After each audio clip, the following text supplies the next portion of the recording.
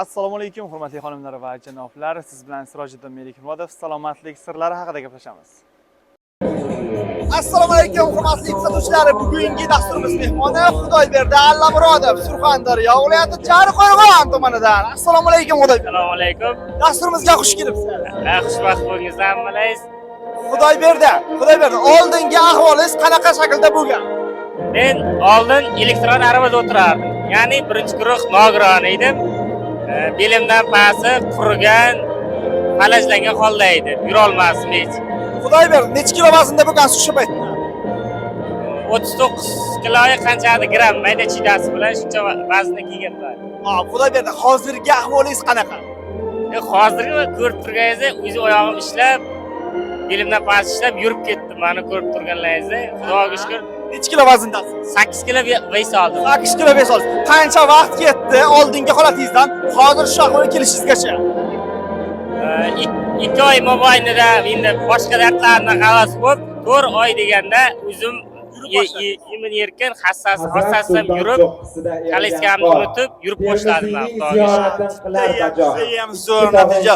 Xudoyberdi demaksiz, aravachadan chiqib, necha kilo vazn bo'lgansiz? 39 kilo. 39 kilo vaznda. Hozir necha kilo? Hozir pil ortiqcha 3 kilo chilaklaridan tozalanib, 8 kilo, 9 kilo vес oldim. 8 kilo, 9 kilo vес ham qo'shgansiz.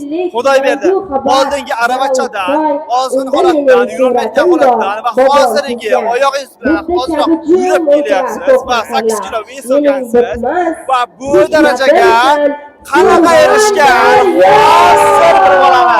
Xo'p, Xudoyberdi, Xo'p, ukol oldingiz. Assalomu alaykum. Operatsiya qildiringiz. Dori ichdingiz. Yo'q. Xo'p, Xudoyberdi. Unutdim. Assalomu alaykum Surxondaryo. Bu darajaga yetib kelishingizda siri nimada? Mard Jasur Siri aka ustozlarim sabab bo'lib, o'g'lonlari ovqatlandim, qisman tarbiya muntazam har kun shug'ullandim.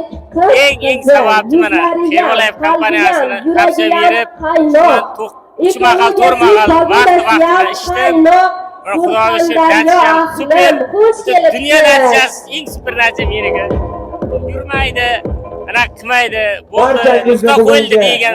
Mana Xudoga shukr, Xudoning suygan narsa ekanman, dardimga davoni, mana sababchilarning ustozi, mana Kevlayev kompaniyasi qo'ydi. eng zamonaviy to'yxonalardan biri Xudoyberdi, bo'lgan tashrif Serlarga to'yxonasida ko'rib turganimizdan hurmatli kuzatuvchilar, davom eting. Tashrif uchun tashakkur. Salomat Sizlarga katta rahmat.